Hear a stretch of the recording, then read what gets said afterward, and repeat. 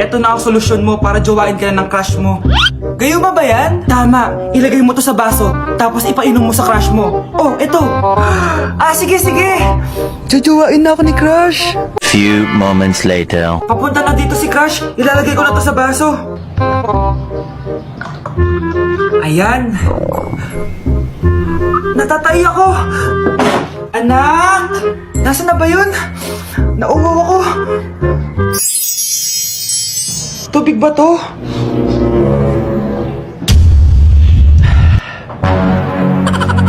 Ano yan, Nay? Ang gwapo mo naman! Jajawain na kita! Nay, napapano ka? Pakis nga! Nay! Andito na ako!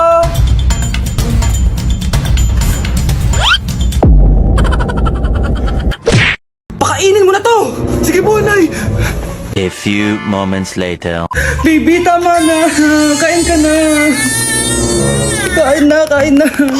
Ano ba yan? Patulogin mo na nga yan? Ang ingay! Baby, tulog ka na! Nakakabal, baby! Nay, ayaw mo matulog! Ayan! Anak ka! Di mo naman pala kaya! Di ko naman to anak eh! Anak, dadating yung tatay na anak mo. Hay, buti naman. Sino ba yung tatay nito, Nay? Nakalimutan mo na ba? Ito yung crush mong pogi. Talaga, Nay? I love you, baby. Tao po. Ikaw ba yung tatay nito? Ang pogi mo naman. Oh, diba? Kaya ang ganda ng anak nyo.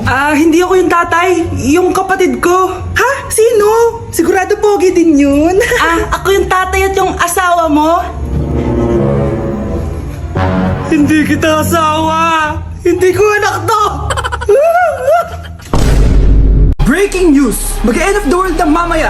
Mag-end of the world na! Mga anak! Sabihin niyo na sa akin lahat ng mga sikreto niyo! Nay! Ako po yung nagnakaw ng 1,000 sa pera mo! Kaya pala wala na akong pera sa pitaka ko? Nay! May jowa ako! Oh, ano naman? 5 sila! Ha? Paano mo na kaya lahat yun? Nay, ang baba po ng mga grades ko ngayon. Huwag ka po sana magalit sa akin. Okay lang yun, anak. Ano ba grade mo? 95. Okay lang yun. Ako nga 75, masaya na ako eh. Nay, hindi po ako straight. May boyfriend po ako. Matagal ko nang alam, anak. Tanggap kita. Thank you, Nay. A few moments later. Mare, mag-end of the world na pala. Oo nga, Mare. Nakakatakot. May kailangan kang malaman, Mare. Ha? Ano yun? Ako yung kabit ng asawa mo. Ha? Walang hiya ka. Salamat ka, mamamatay na tayo. Kaya pinapatawad na. Nay, hinuhuli ako ng mga tao sa labas. Ha? Bakit ka nila hinuhuli? Di ko po alam, Nay. Yung totoo, anong ginawa mo? May nasagasaan po ako, Nay. Ay, Diyos kong bata ka. Sige, magtago ka na. Sige po, Nay. A few moments later. Tao po! Ano po yun? May nasagasaan kasi anak mo. Nandito ba siya? Grabe naman. Kaso, wala siya dito eh. Para sigurado, pwede ba ako pumasok dyan? Sige. Sakit ang tiyan ko. Diba? Wala siya dito. Mukhang wala nga dito. Sige, alis na ako. Ano yun? Nandiyan ka lang pala Huli na kita! Teka lang. Ano ba nasagasaan niya? Nakasagasa siya ng langgam. Langgam? Seryoso ka ba? Bakit? May buhay din sila. May pamilyang naghihintay sa kanila. Oo, sige. Huli niyo na yan. Good morning, class. Na-like ng kifi ko. Na-like ng deck ko. Aba!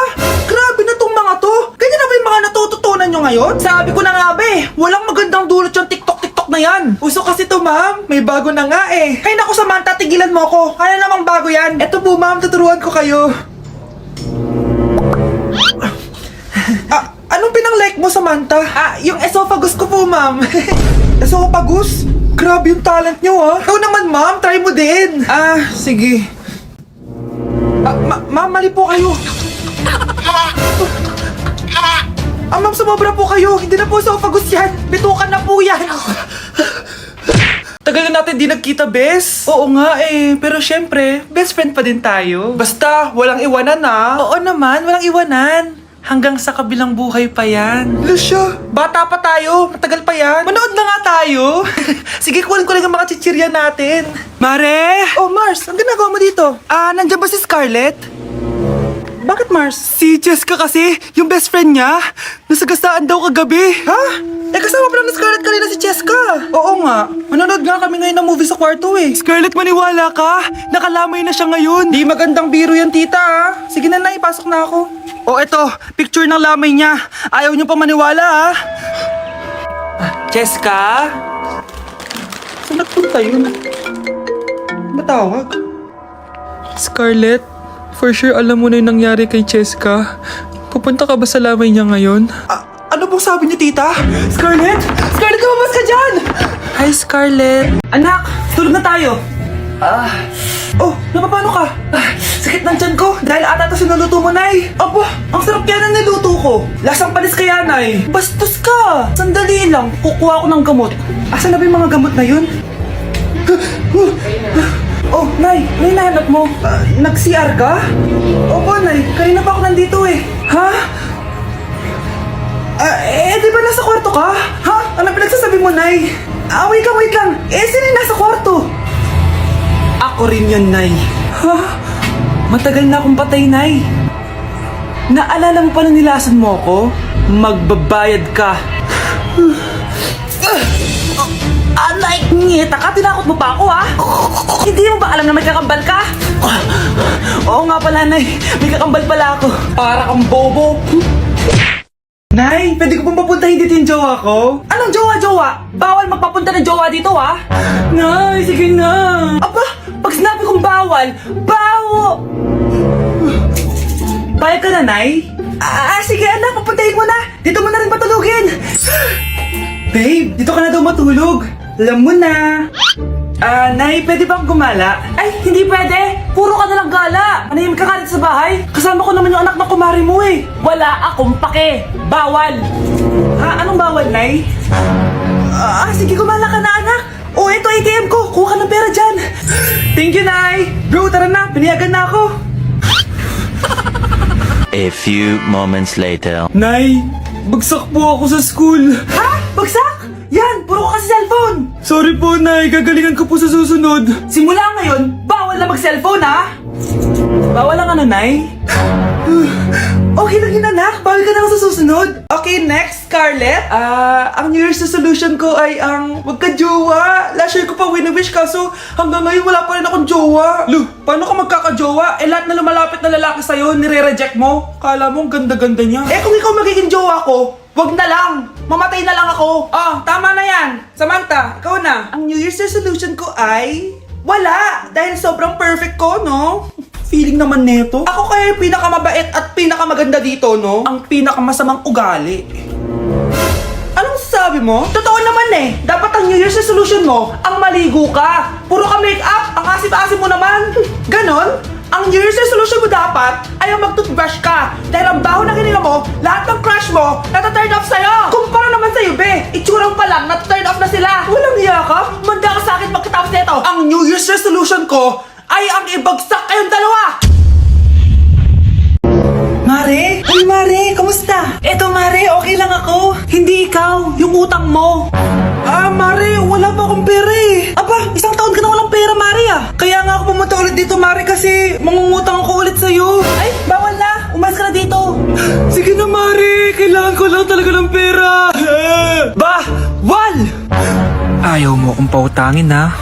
A few moments later. Hi, Mare! Mangungutang ka na naman? Ay, hindi ako mangungutang, Mare. Bibigyan sana kita ng niluto ko.